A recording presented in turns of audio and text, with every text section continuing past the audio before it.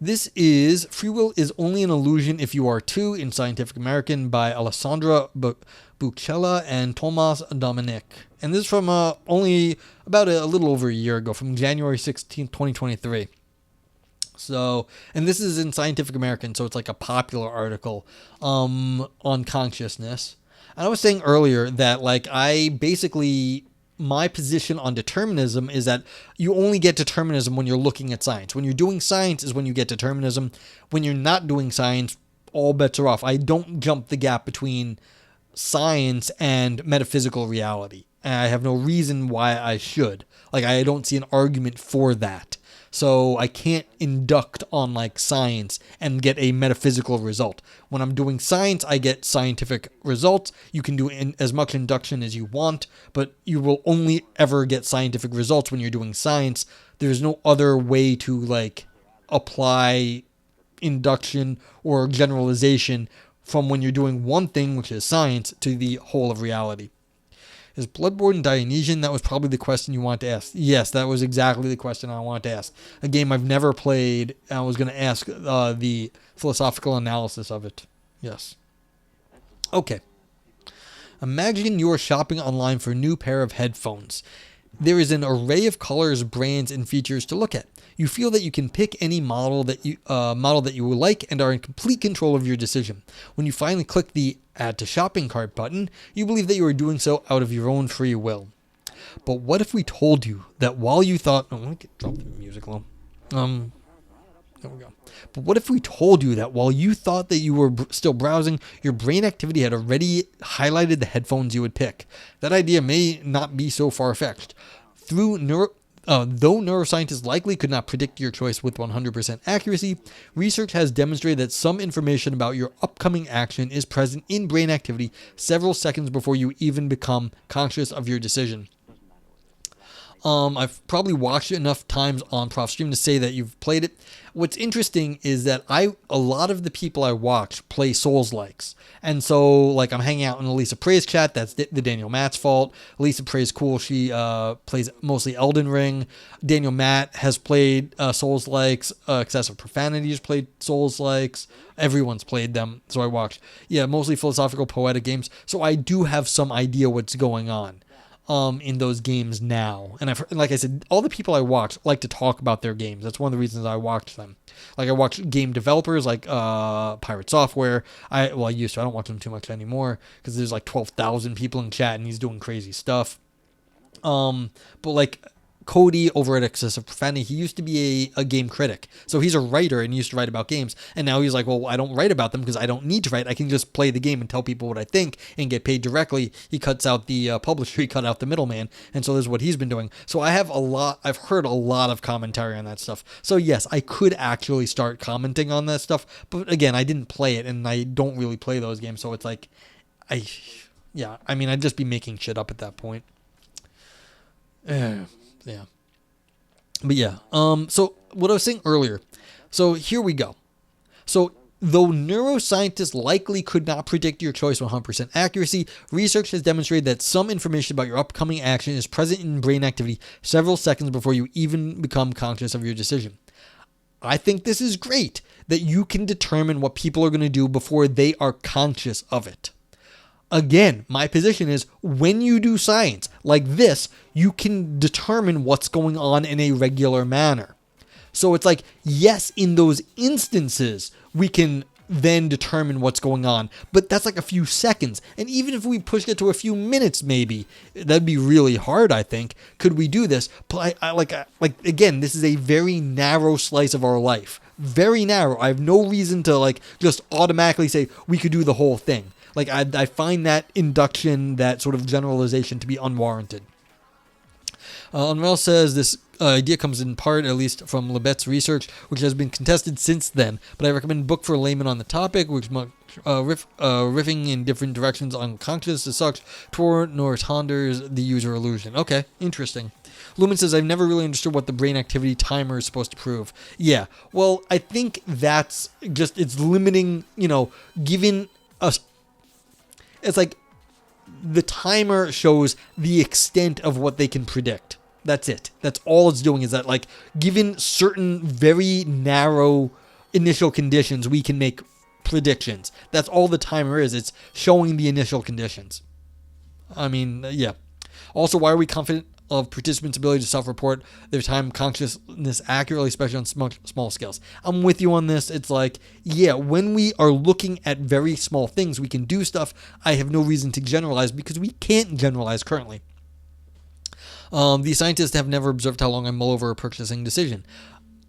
So again, if you say, let's just assume 10 minutes, and they can only predict stuff in the last 30 seconds or to a minute, that means 90% of the time they can't understand. And basically when you're already starting to go towards a decision, they can figure it out. Have they really understood anything about your consciousness? Maybe you don't completely recognize it yourself, but you've already sort of made all the big decisions in the background of your head, and you're just finally trying to get it. So it's like, yeah, but then what exactly is the benefit of, what larger claims can be made from this sort of research if you, could you have said, well, I've already narrowed down the selection by a lot, and you're still narrowing it down?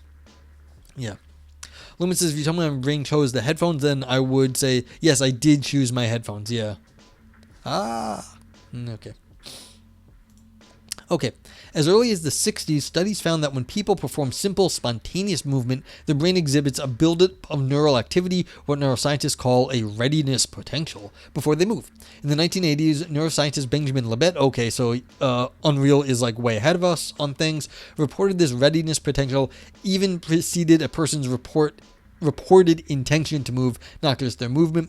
In 2008, a group of researchers found that some information about an upcoming decision is present in the brain up to 10 whole seconds in advance, long before people reported making the decision of when or how to act. Yeah, and see, this is the problem.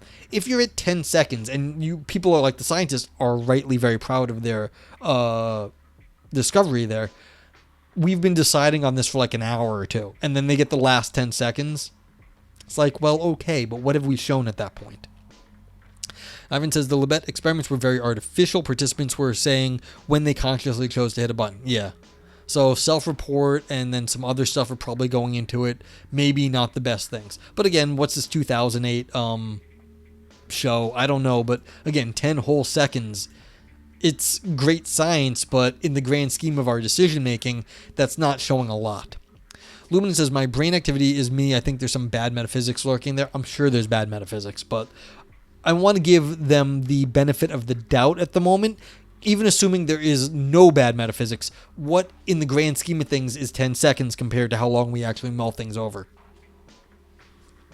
Okay, these studies have sparked questions and debates.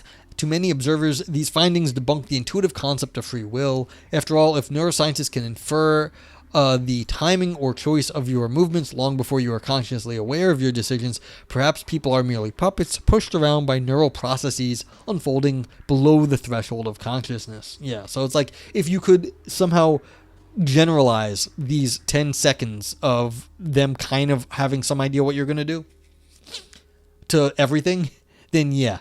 But we're not there yet, but still.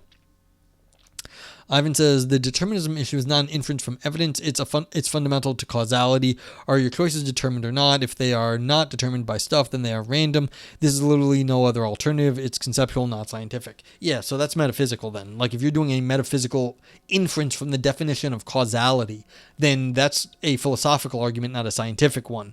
And unfortunately, at that point, I'm sorry about that. At that point, you're subject to philosophical, machinations. And that's not going to make the scientist happy, but what are you going to do? And you're also going to have to deal with people like Luminance. And Luminance can disagree about how causality works. And, you just get there's other philosophers out there then. Give me your best machinations, yeah. But are reflectus unconscious choices free? Well, yeah, who knows? Ivan's Unreal Brian says concepts are created, not found. So this conceptual constraint is not, shall we say, determined. Yeah, and this is getting closer to my viewpoint. I find a lot of what we do to be very constructed. A lot of our concepts are constructed. They're subject to very contemporary understandings of how things are. I find them very ephemeral, really. And so the idea that we are doing something causally with our concepts all of this stuff just seems very shaky to me. Very, very shaky. Yeah. So, yeah, and Luminous is pointing out is where things start to break down, like where you're trying to push your concepts harder than they really can be pushed. It's what, yeah, the tyranny of the body. Yeah, that's what's going on. The tyranny of science, really, Vipers.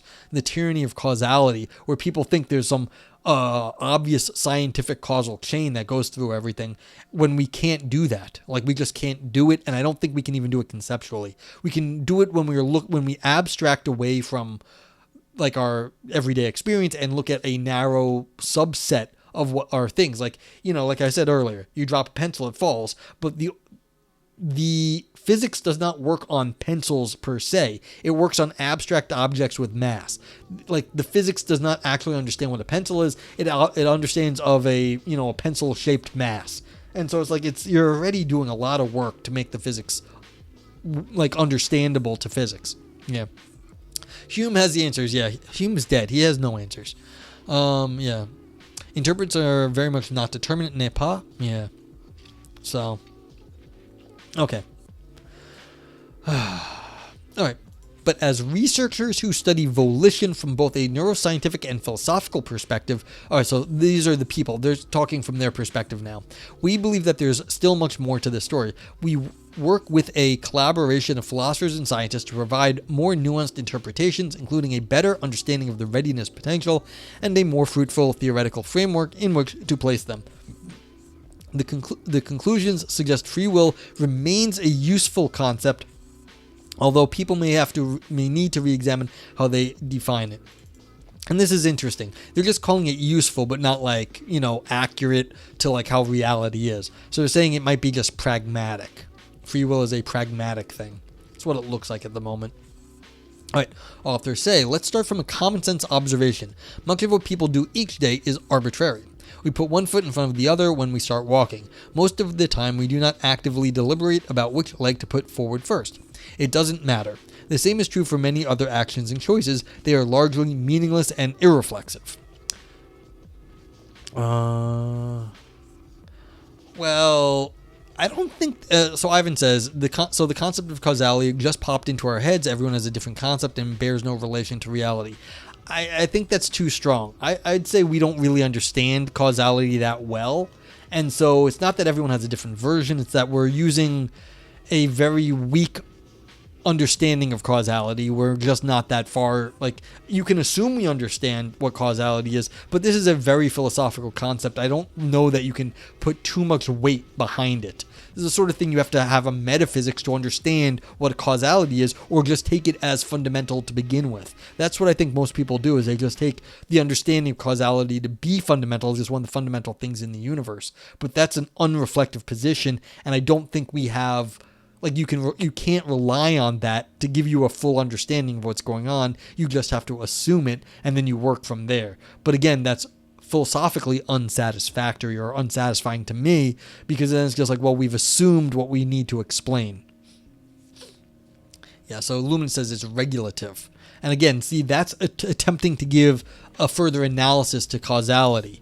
What is it regulating? Well, it's showing what sort of analyses are allowable under our current schemes. That's a good way of going about it. I don't know if it's the right way or the best way or even a useful way, but you can see that's giving more flesh to... You're not just saying, oh, causality is fundamental. You're saying, how are we using causality? Well, it's to regulate the sort of investigations we can do. Yeah.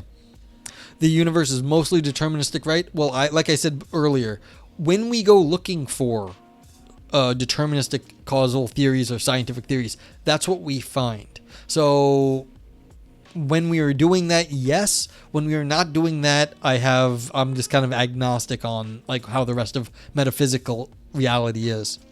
Yeah.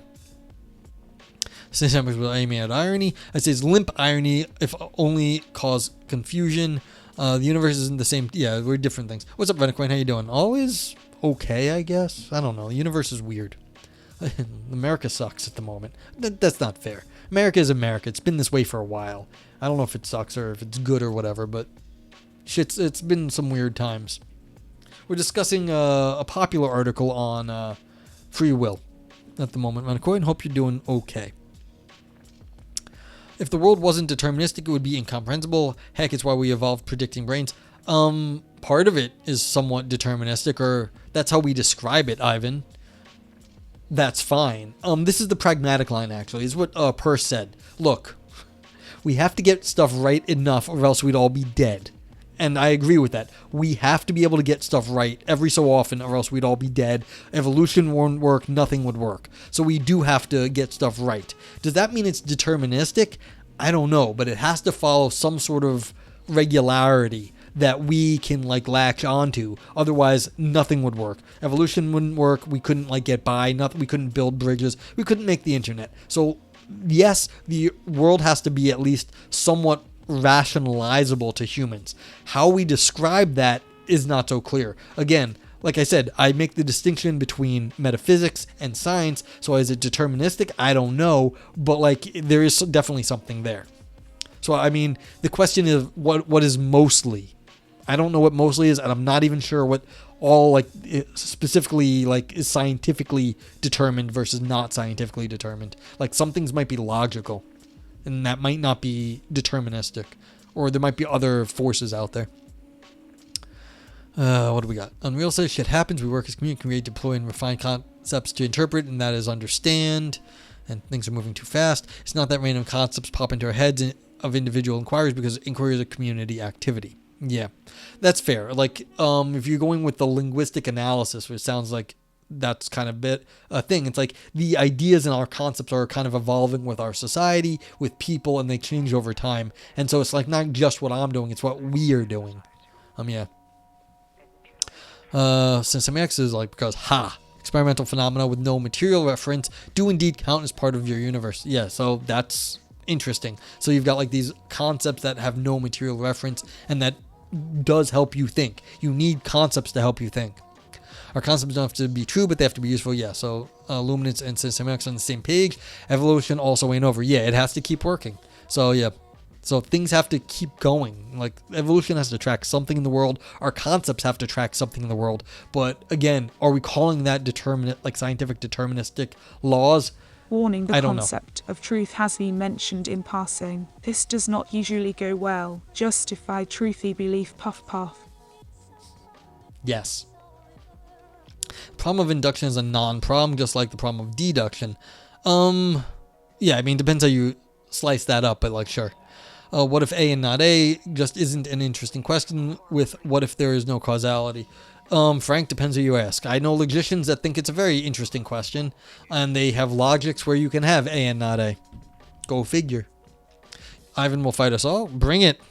Unreal says Peirce at least is enough of a realist to say that to be useful over the long haul. Concept is to be progressively better at being reflective of reality. Yep. Viper says taking the idea to the nth degree, predicting one's whole life isn't useful when we can predict everything, or is just a little bit fine. That's replying to Ivan about how things are mostly deterministic. Yeah, and how do we like that? We actually had TTS this time, since semionics. Okay, so Luminance is arguing the Hume point, and alright. Ivan says if causality applies to everything, then the inference from determinism randomness holds and applies to everything. Yes, but we'd have to have the causality apply to everything. God, I'm losing words. But the start of that hypothetical would have to be true, and we don't know that. Like, then you can't even argue for that. Like, that's very hard. I mean, you could argue it by definition, but that would just be begging the question. Yeah.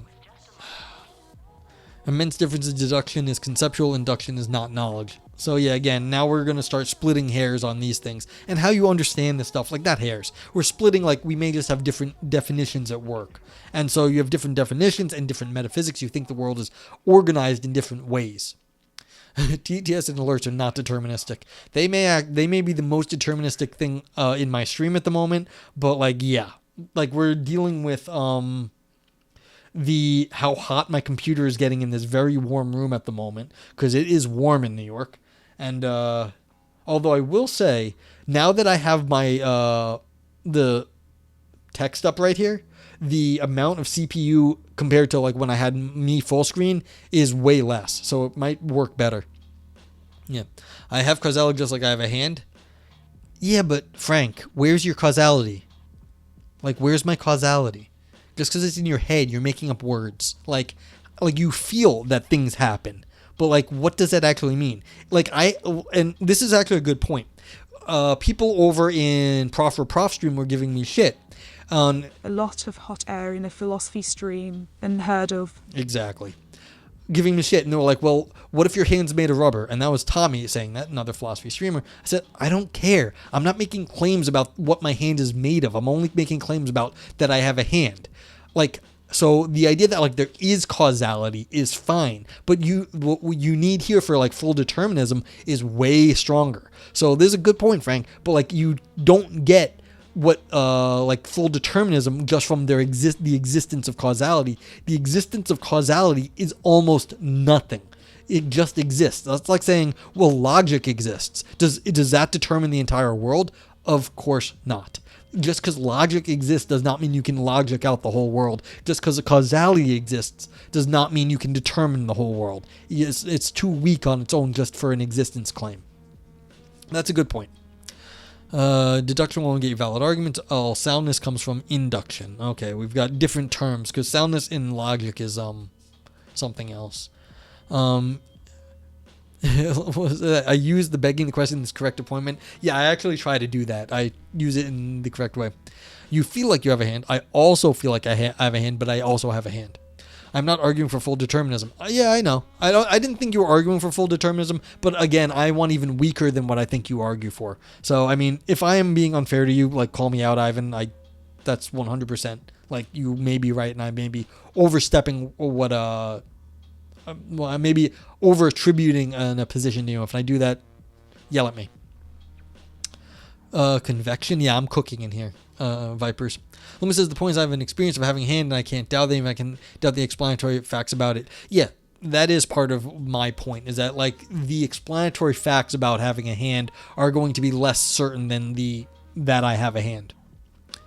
Induction, abduction, deduction, no inquiry without all three. Yes, and now Unreal Brian is going full Persian on us. Thumbs up. Soundness is many things, but induction is optional. Most important is usefulness. Yes, and now we're gone full pragmatist in this stream, which I'm okay with, but we've gone like literally full pragmatist at this point. Yeah. Oh, man. Okay.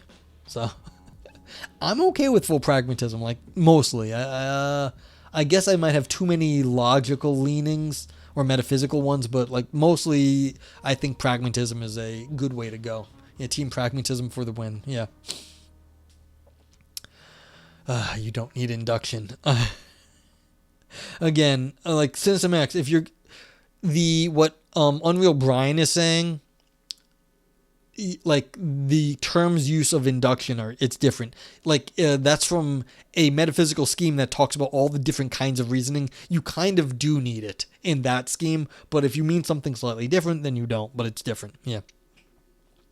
Luminant says, pragmatism for empirical questions, hardcore realist ontology for being questions. Wow, okay there, Luminance. Hardcore realist ontology. Yeah, now play some like metal music. Ah! Yeah. So, okay. Systemix has like a failure theory. It works until it doesn't. Interesting. Okay. Yeah. So it's not induction. You just sort of make assumptions and go with it. You just run with it. Yeah. Okay. Most empirical studies of free will, including Lebet's, have focused on these kinds of arbitrary actions. In such actions, researchers can indeed read out our brain activity and trace information about our movements and choices before we even realize we're about to make them. But if these actions don't matter to us, is it at all that they are notable that they are initiated unconsciously? More significant decisions, such as whether to take a job, get married, or move to a different country, are infinitely more interesting and complex and are quite consciously made. Yeah, so I think that's, yeah, so if there are single occurrent events, like the authors just mentioned, like moving to another country, then induction, like it doesn't help you. And so maybe there's different classes of things we do. Some of the stuff is, determined, and then some of the stuff isn't under this scheme where you can't make inductions over single choice events, like, getting married or something. And Ivan disagrees. But that's fine. Yeah, see, then you have to abstract on what it means to make a decision. And then you say, well, all decisions are of this kind. But then systemic says, well, they're not all of the same kind. You've got different classes of things. And so now we're arguing about the phenomena as well, or the ontology of the phenomena. Yeah. Prove the principle of identity. Again, what do you mean by prove in that case, Ivan? What is it to prove it? Okay, you can define what a principle of identity is, but what do you mean you're going to prove it? I don't know if you can actually prove something like that. In logic, you define axioms and you add a principle of identity. You are not proving the principle of identity. If you could prove it, it would have to be from other principles, but I don't know if you can. Yeah, it would be circular. Exactly, Ivan. So it's a weird question to ask for a proof of such a thing. Yeah. Viper says, how do they know you're prepping to choose X or Y rather than just prepping to make a decision?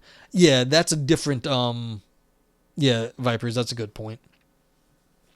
Proof is psychological. Okay. Yeah, so I think Semionic's point is that when you're doing something once, it's too localized to you. And it's not of a general form that you can science on. It's just something that's happening to you at that time. It's too much of initial conditions, you and the way you think about things. And so it's not it can be rationally broken down to steps because it's too based on the way you are. So yeah. Guess what other principle is accused of circularity?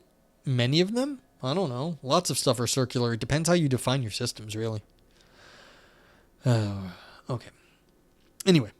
If we start working with a more philosophically grounded understanding of free will, we realize that only a small subset of our everyday actions is important enough to worry about. We want to feel in control of those actions, the ones whose outcomes make a difference in our life and whose responsibility we feel on our shoulders. It is in this context, decisions that matter, which they emphasize, that the question of free will most naturally applies. Yeah. Okay. Yeah. That's also a problem. How you define induction will, again, then determine how you understand induction. And that is one of the reasons why O'Brien earlier says you need induction, deduction, and abduction, because you really can't reason in the Peircean pragmatic scheme unless you can do all three. So it, again, depends on your sort of metaphysical setup, although I lean Peircean in this. So yeah.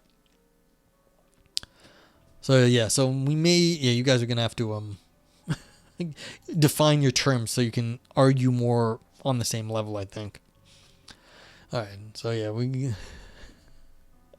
right, in 2019, neuroscientist Yuri Maus, Lead Mudrik, and their colleagues investigated that idea. They presented participants with a choice of two nonprofit organizations to which they could donate $1,000. People could indicate their preferred organization by pressing the left or right button.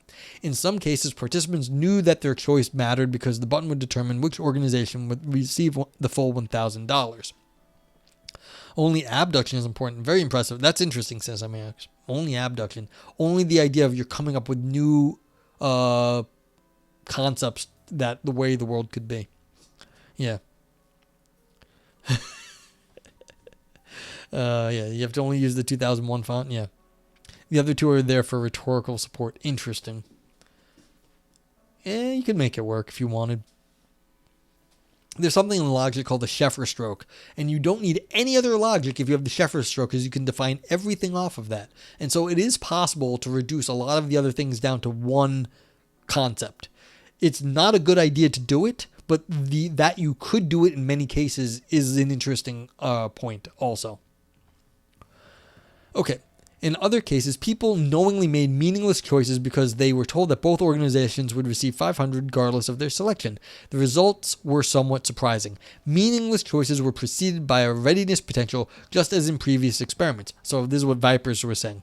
Meaningful choices were not. Ooh. So the readiness potential only went when it happened to be with the meaningless ones. Okay. When we care about a decision and its outcome, our brain appears to behave differently than when we make a decision arbitrary. Okay, so that's kind of fascinating. So all the times when they thought they were predicting stuff were times when we didn't give a shit. The times when we did give a shit, it didn't work the way we thought it did. Boring experiment. If Milgram did it, the charity would either get 1,000 or the orphans would get electrocuted. I mean, you can always up the stakes, and there is always something to these experiments. Do the people actually think $1,000 is going to make a difference? If they think the $1,000 is going to make a difference, then it matters more. If they don't think the $1,000 is going to make a difference, then it matters less. So it really depends on the participants. It's one of the reasons I hate some of the experimental data, because they're giving people like $3, $5. If you're talking to a poor person who needs $3 or $5, then it matters. But for people with jobs, $3, $5 is like a cup of coffee. It's not going to matter to them, and they're going to act flippantly, and it's not going to act the same way. So yeah. Okay. Even more interestingly is the fact that ordinary people's intuitions about free will and decision-making do not seem consistent with these findings. Some of our colleagues, including Mayo's and neuroscientist Jake Gavenas, recently published the results of a large survey with more than 600 respondents, in which they asked people to rate how free various choices made by others seemed. Their ratings suggest that people do not recognize that the brain may handle meaningful choices in a different way from more arbitrary or meaningless ones. People tend, in other words, to imagine all of their choices, from which sock to put on first to where they spend a vacation, as equally free, even though neuroscience suggests otherwise. That's that's kind of interesting that the brain treats things differently, but we don't know that it does. Yeah, you can keep your $5. And you know what? Go think of the first Ghostbusters movie where what's his name is shocking his people, and at the end of it is, you can keep your $5. Like, this is exactly what's going on if in the beginning of the Ghostbusters movie, when what's his name is Venkman's being a scumbag and just trying to hit on the hot undergrad and is like torturing a poor other guy because like he can. That's exactly right, Ivan. So it's a good example of this. Unreal says you underestimate how much I need coffee and how expensive the coffee you like is. That's fair. But again, if it was an amount of money that was less than your cup of coffee then, so like they're only offering $1 and your cup of coffee costs $5, then you're like, well, fuck this. I can't even get a cup of coffee. So it's a problem. Sensei Max says, have you ever commuted home and not really been thinking about it? Yeah, because like sometimes I'm driving and I blank out. I'm like, oh God, thank God I didn't crash or anything. Go on autopilot mentally. It seems consistent with a system that accommodates both involuntary and voluntary decision making. Yeah. Cinesemi. What I do? Loomis says, I think the question of is the universe deterministic pulls apart from the question, do we have free will? How? Luminance, because usually if it's deterministic, that rules out free will by definition. Like I said, I reject both. I say, look, science is deterministic when we're doing science. That's what we get. But then you get rid of free will when you're doing science. But that's okay, because then it's only when you're doing science, which is fine, because that's a smaller part of our experience. So it's like, all right, well, you take out free will at that point, but it doesn't even make sense, because free will doesn't exist outside of like defining it in terms of like fighting against the laws of nature. But again, if you're talking about the laws of nature, then you have ruled out free will, as far as I can tell. Is how I think about it. Unreal says, as I've said before, I think that free will versus determined gets the question wrong in some important ways, but I haven't figured out what that is. Well, this is what I'm trying to describe. When you're doing science, you don't have free will. But then outside of that, I think the question is nonsense, because it only makes sense in the context of doing science. If I use my own unit, it makes a message to you. Okay, I'm sorry about that. Yeah, I'm doing Ghostbuster semiotics. Yes, that's exactly what I'm doing. Frank says, I think our brains are always doing science. Well, that's a very strong metaphysical position there, Frank. Like, it is. If we were always and only doing science, then, am I doing science right now? Like, am I? I don't feel like I'm doing science right now. This is not a scientific experiment. This is not using scientific sorts of methods. Not doing science right now. Like, I really am not. When I do philosophy, it's not how I think about it. It's not what I'm doing. Now, if you're assuming that the brain is just a giant computer acting in scientific ways, sure. But then again, that's a very specific theory. Yeah. Are brains apart from the universe? No. But again, I don't know what the universe is then either, Vipers. I don't make giant claims like that otherwise. Okay, so Ivan's agreeing with something. Persistent, what's up? I think therefore I have free will or something like that. Yes, something like that. Lumen says, if you see me choose to buy pizza instead of a hamburger, if you identify the relevant brain activity, then I don't think it's coherent or makes sense to say I didn't will that decision. I think it's not incoherent to ask whether those actions were deterministic or not. That's fair. Again, that's sort of like the compatibilistic line. I'm not a compatibilist either, though. I see that all in the one sort of like Dennett version of this stuff, and the Ivan Neo sort of compatibilist explanation, which I keep saying, I reject that viewpoint. Frank says, I think you are iteratively improving your ability to make predictions, and that is the main thing going on. Yes, that is a way of describing it. I think that is rather limited, because I don't think it makes sense that we're like, what are we making predictions on? Our concepts are shifting under our feet. Like, we don't just make different predictions. We understand the world in a different way. Is that understanding of the world a different way a prediction in itself? And once we start changing our background assumptions or the background way we see the world, that's not the same thing as making predictions. So I think that's a limited, to me, that is not, we do more than just make better predictions. Unreal disagrees with me because scientific and other kinds of inquiry are different emphasis, but not completely different in nature. Yeah, but you'd have to give me a better theory of like what is in common. And I mean, I'm open ears, but again, I'm always on the metaphysical side. I'm like, well, you're gonna have to give me a full explanation or you have to give me a good argument what exactly is going on. I only work with arguments. I don't just be like, well, I think they're the same. Doesn't work for me. Metacoin says, kind of remind me when I wrote what I wrote a few days ago. The whole of examination is Mr. Destructoid 100, I'm sorry for the interruption, no, you're not. But I have no choice. Sir, your wife is on line 1, your girlfriend is on line 2, your mom is on line 4, and the punchline is line 5. God damn it, Semiotics. Metacoin says, thank you for the 100 bits. Kind of reminds me when I wrote a few days ago, the whole of examination is regulated by the instance, initiated and substantiated by its incision. Yeah, so that's the free will sort of line. It's that like when you decide to do this, then you are going to set off everything else from that sort of a decision. I think that's sort of like the continental line, that you like make decisions or like there's some event and that like sets in motion a whole lot of other stuff. I don't know my continental things.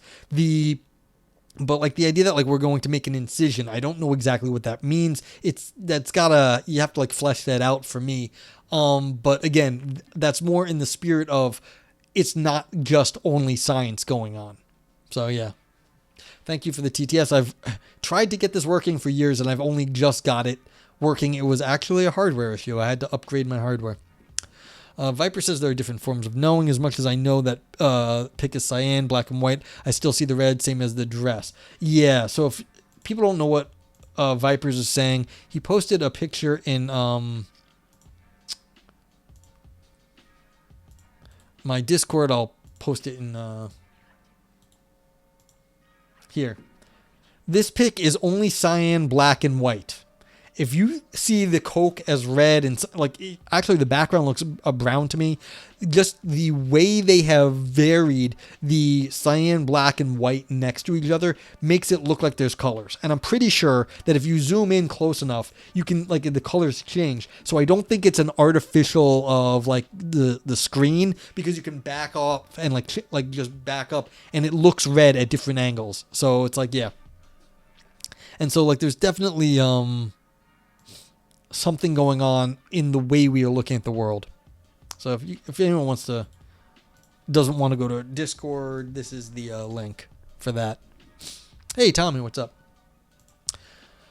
I don't know what REA is, Luminance, but what's up, Tommy? How you doing? Funny enough, this is where my dissertation about what knowledge and what we can gain, how perceptual illusions. Yeah, Tommy, let's give a shout out. Tommy is another philosophy streamer, plays games, and mostly but talks philosophy while playing games. He does PUBG, shoots things. Same typo twice in a row. Nice.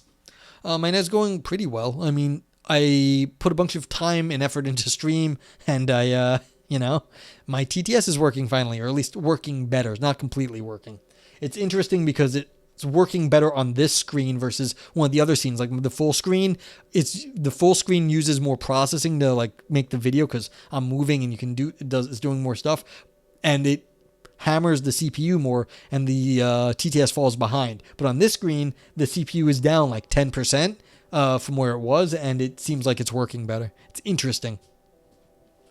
Woman says, I'd say I'm really seeing the red, but it's different from I know that the can is red. Yeah. But that's a good illusion you found there, Vipers. That's a nice one. So, yeah. Yeah, oh, you meant red, not Rhea. I'd say I'm red. Yeah, you see red. Yeah, you really have to look close to guarantee that it's not red, because there could also be aberrations in the way screens present the colors. Like, there might actually be, if you zoom in, like there is actually a line of red because maybe the cyan and black can't be right next to each other. But of course, you do zoom in and you can see, like you just put it up, you can see that it isn't. Or it's insignificant if it is there.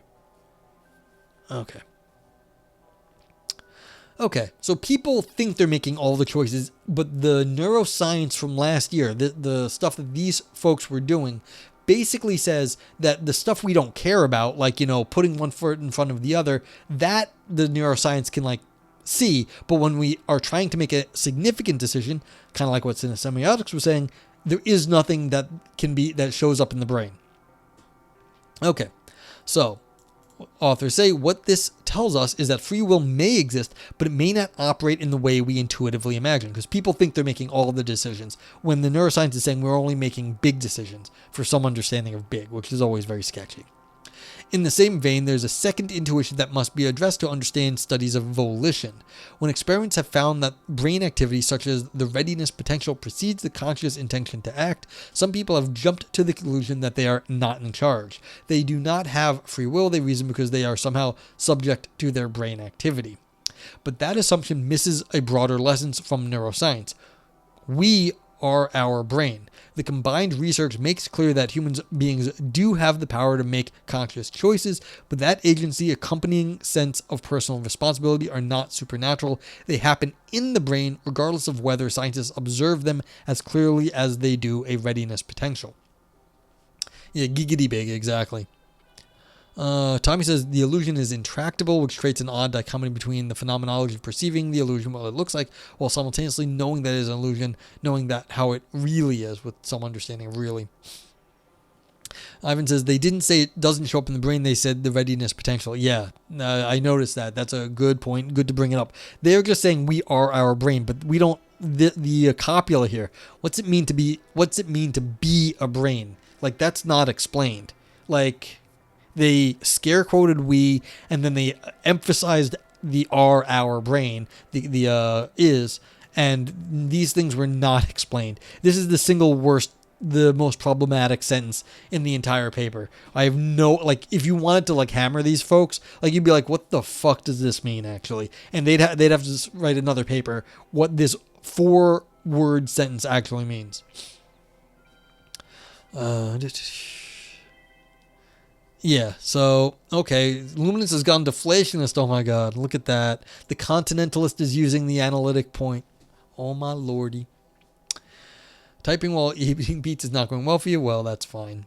Unreal says the short version of what Dewey spends a couple of books laying out and many articles addressing aspects of, that is, science is a refinement and professionalization of effective problem solving, which includes fact-finding, concept creation, constructing theories and predictions, and testing them in everyday life. We have to choose constantly whatever that is, determine choices or free will, whatever will carry over into sciences. If free will comes up specifically only in the emergence of science, that's what needs to be argued for. Okay, so you were responding to my earlier claim of what actually is the connection between our reasoning and science. And you're taking the Percy Deweyan point that science is a refinement for some understanding of refinement of our everyday reasoning. I would argue that the understanding of refinement there is an oversimplification. I lean too hard in the metaphysics, and I was saying earlier that it's not clear what it is that we are doing, like, because the logic and metaphysics do not obviously reduce down to like other things that were going on. But that's my position. But like, thank you for bringing that up. That's a really well said point about the pragmatist philosophy. But Ivan likes the sentence, yeah. Oh no, we are a brain, yeah. Lower your shields and surrender your ships, yes. Yeah. Resistance is futile. It is a Bayesian inevitability. Yeah, that should be a tagline on Ivan's stream. Okay. So now they're gone scientist here. So there is no ghost inside the cerebral machine, but as researchers, we argue that this machinery is so complex, yet they're going epistemic here, so complex, inscrutable, and mysterious that popular concepts of free will or the self will remain incredibly useful. So yeah, they're taking the naturalist scientific line, doing the epistemic thing, which means they're just saying we can't know. We're just saying this is the way the world is, but we will never actually understand how it works. And so we have to use these concepts because they will remain incredibly useful. They help us think through and imagine, albeit imperfectly, the workings of the mind and brain. As such, they can guide and inspire investigations in profound ways, provided we continue to question and test these assumptions along the way. Yeah, Luhmann says we'll never understand them. This is the epistemic point. We will understand that the world is a scientific or technological, however you want to understand it, in the continental side, or just like Bayesian and scientific on the analytic-y side. But that doesn't mean that we'll ever get enough information to actually be able to do the full processing. So we'll always need concepts to, support the rest of our reasonings, because that's the best we got. We're going to have concepts to make up for our lack of knowledge about the world. And that is a very standard way of going about this. I've said this whole time, this is not how I do things because I don't default to stuff. But this is how I think most people want it to be. And they're saying this is what's making space for the ideas of free will and self to always be relevant to the way we think about things. Okay. Viper says, note to self, stop recommending short articles and topics as incendiary as free will. I hate the fucking topic of free will. If you can't tell, I've done so much blabbing about how I think it's pointless, because if you do science, you're doing science, and then free will is just sort of a useless goddamn topic. It's one of my least favorite topics. It makes me angry, but I argue about it. Isn't that just the nerve? What's up, Shane? What's the nirvana fallacy? I don't know what that one is. How you doing, Shane? Hope you're doing all right today. Shout out to Shane fucking McGinnis. Shane's a stream buddy. He is a Gundam constructor, historian, and sociologist. And you can go over to his stream and you can talk whatever you want about, but he knows all the histories and sociologies and Gundam things. So yeah. Is the Nirvana believing in conspiracy that Kurt Cobain was murdered? Perfect solution fallacy. Not even sure how to go about that. Let's look that one up. Nirvana fallacy. Because, these things come by different names depending where you come at stuff. And so I'm not sure. Nirvana fallacy is the informal fallacy of comparing actual things with the unrealistic, idealized alternatives. Yeah. Okay. So yeah, this is an overly simplistic generalization, basically. I can't give you a perfect solution, so there is no solution. So in this case, I'd actually say no. What they're saying is that we have a standard view of the world, which is the scientific, naturalistic view of the world. And so because the way the world is, things are too complex for us to possibly ever understand.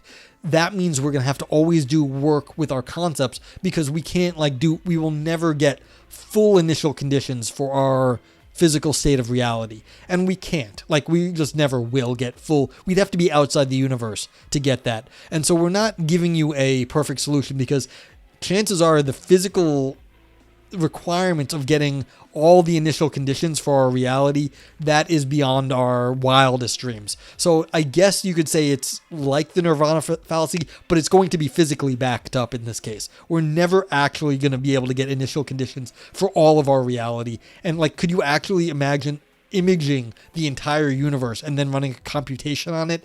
We'd have to have more energy than was in the universe to run a computation of the full universe. What's up at all costs, Mike? How you doing? So you're right in the sense that you'd have to be in nirvana. But it's not a fallacy in this case. It would actually be backed up by the way we understand the world at the moment. But excellent question. Yeah, that's right, Shane. You got it. Can't understand every variable in existence. So there are technical problems with that sort of a bit of the ability to predict the future. So yeah. Viper says, what I do find interesting are the social implications if we were able to categorically prove that free will didn't exist. Yeah, I mean, and that's a major issue, of course. If free will doesn't exist, then how do we actually hold people responsible for crimes and stuff? Well, I was hungry, I had to steal, so that's not my fault. I was hungry, I had to steal. It was society. It was the way the world existed, and it's, blame God. That's how God set up the universe, or whatever you want. You don't have to blame God. You just say, that's the way the world was. It's not my fault. And so that would cause all sorts of problems for our legal and ethical systems. And yeah. Illuminant says, but the articles claim that our concept never see the real world is a weird sort of distorted version of concept about phenomenal and nominal. Yes, this is how people do it. They quite often just sort of break down this like, well, this is the phenomena that we have to deal with, but the real world, the naturalistic worldview, we're still assuming that. And I don't think this is a weird view. I think this happens all the fucking time, that there is these Kantian hangovers that people are assuming that, like, we just assume that there is, the way we see stuff and then the way it really is, and that we can make assumptions about that. And they do this constantly, and I don't like it. I'm not Kantian in that way. I'm not sure sometimes, of course, we know how things are and then we do the best we can. That's not a problem. But like when it's in these cases where you're saying, well, we in principle can never know, I find that to be highly problematic. Yeah, as a huge Nirvana fan, that shit ruins the comment sections of like every Nirvana video. Wow. Okay, Courtney did it. Oh God. Yeah, no. You're off. Oh, you were here. Okay, you were lurking. Prof, thank you for stopping by. You were lurking. I thought you were just gone. I was like, okay, but thanks for hanging out. You blame the flat tesseract? Yes. I blame the clockmaker? Yes. So these are all like, yeah, this is exactly it. If we've inherited this version of the world from very smart philosophers from a few hundred years ago, but we're really not very far out of it. If we even are out of it. This is why people study like what's called modern philosophy, which is not contemporary philosophy. That's philosophy from like 1500 to like 1900 something. And we're still in that sort of like modern universe where we think we can like put everything together. And it's very weird. Once you start getting into 20th century philosophy and like 20th century metaphysics, do people actually start fighting against this? And but like it's not so easy to talk about, really. We're still in the Hume's billiard ball universe where we think if we only knew where the billiard balls were and moving, we could somehow figure everything out. But we can't. But this is a Humean thought. And then like Kant riffing off Humean thoughts, well, we'll never know what the billiard balls are doing. We only see the phenomena, and it's like we're still in this this mindset from the 1700s. Yeah. Lumen says, I think it could possibly open a different and better and more representative conception of justice if we didn't think of actions as the conscious decisions of bad people, actually. Perhaps. I mean, this is one of those things where I'm like, I don't do social philosophy. I don't do like ethics. Like maybe. I have no idea if it would. Next paper titled Kantian Hangover and the Failure of the Hair of the Dog Technique. Science says, yeah. I think there's like Kantian hangover. We've got such a Kantian hangover. Really, really does. I mean, and this is everywhere. Analytic philosophy is rife with Kantianism. Rife with it. Yeah, so still arguing. Courtney Love actually wrote hate blogs about me? About you? Courtney Love wrote hate blogs about you, Vipers? I mean, that's impressive that you pissed her off enough, but okay. Can't we just go back to arguing which of the four elements everything is made of? Shane? I'm almost convinced, and Luminance, you can speak to this too, because Heidegger's question concerning technology refers to this. Aristotle had his four causes. I never could understand it when I was younger, but then like as I got older, I understood a little bit better. It pissed me off. I was like, are there actually four causes in the world? There are four fucking causes. You can break everything down basically on Aristotelian lines of four causes, and it still works. The only person who said anything fucking relevant about this was Heidegger. And it's like people still don't get it. Like they still don't fucking get this. And it's like, this is maddening. So maybe there's 4 or 5, like however you break it down. But like, it's literally been 2,500 goddamn fucking years about causes. Everything falls into like one of his causes. Like it really can. So it's like, yeah, you want to talk about like 4 elements. There's like 4 different kinds of causes. And if you want to go back to fire, earth, water, and air, well, okay. Like, you can do that too. But like, there's other stuff that like we really have not updated in 2,000 goddamn years. Like, literally not. Yeah, Luminous is happy. Like, this is something we have not updated in 2,000 years. Like, propositional logic is from Chrysippus. That was a fucking Greek philosopher. We still use propositional logic today. Yeah, we've made it better. But like, Chrysippus basically had propositional logic. There's shit that's been 2,000 years old that we really haven't improved a whole lot on. Like, philosophy is old. Yeah, let's see. And I got human way wrong. He doesn't say there is causation in the world. No, he doesn't. But it's the hangover. Synesemiotics. Yes, you are correct. You are correct. Synesemiotics.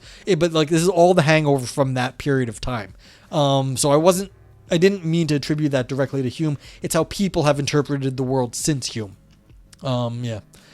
Suppose these things we should manage rather than punish. Yeah, I'm with that sort of position. We should definitely be managing rather than punishing. Like, we don't punish a kid for having a cold. We just keep them home from school. We should manage a murderer's ailments. Yeah. The 4 causes are the efficient cause, the formal cause, the final cause. I always blank on these things, but there's only 4. The efficient cause is how it's made, basically. So like, if I write something down, I efficiently did. Like, well, I'm the writer. I wrote it. The final cause is, well, what did you write? What was the point of you writing it? The material cause is like, well, this is a pencil, and so I used a pencil to write something. That's the material cause. So we did efficient is me. And the formal is the shape of what I'm doing. So there's material, formal, efficient, and final. And basically everything falls down into like one of those. Although you can make some minor changes, but the only person to actually fight against this was Heidegger. Like, really. So, yeah. So there's, what is the pencil made of? It's wood and graphite.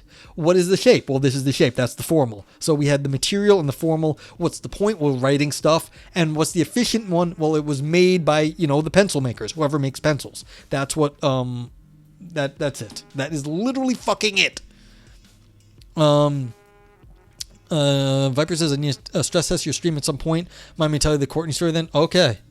I'd have to see a specific argument, but I agree with that. This is postgly stuff. Is philosophy old enough to drink? Not really. I mean, all the philosophers I know, a lot of the philosophers I know drink a lot. So I'd have to say yes, but like, seriously. Okay. Yeah, material. Thank you, Ivan. Blanking on material cause. Frank says you've got to punish kids for having colds, otherwise they'd never learn not to get colds. Yes, exactly. The only cause that is fundamental is the efficient cause. Yeah, well, fine. So, in other words, Aristotle's still right then, Ivan? Aristotle and Heidegger fist fight in heaven. Well, they were both kind of assholes, so they can fight all they want. Are they in heaven? I mean, I hope Heidegger ain't. Aristotle was kind of a dickhead too, so I don't know if he would make it, depending on definitions of heaven. They're probably, like, Aristotle probably went to purgatory if there's such a place. Heidegger, I hope, is burning. Yeah, they drink like teenagers, drinking more than people old enough to drink. Yes. Sometimes I know it's fine to drink philosophy in vino veritas. Yes. Aristotle pro-slavery and anti-women. Yeah, I mean, he had shitty things. Anywho's, now that we've been yelling about this for like an hour, time to rate the fucking paper. So, this was a public article. This is not like a research. It was reporting on stuff. And so, I mean, what do you think about it? Did this have fun ideas? Did it make your brain dance? Did it make big claims that shriveled up? I mean, I did kind of criticize them at the end a little bit. They did kind of fail down right here when I said that 4 words right here. We are our brain. This is not an explained sentence. It drives me a little crazy. But I don't know how you feel about that. Tinderos gives it a meh. Thank you for the rating.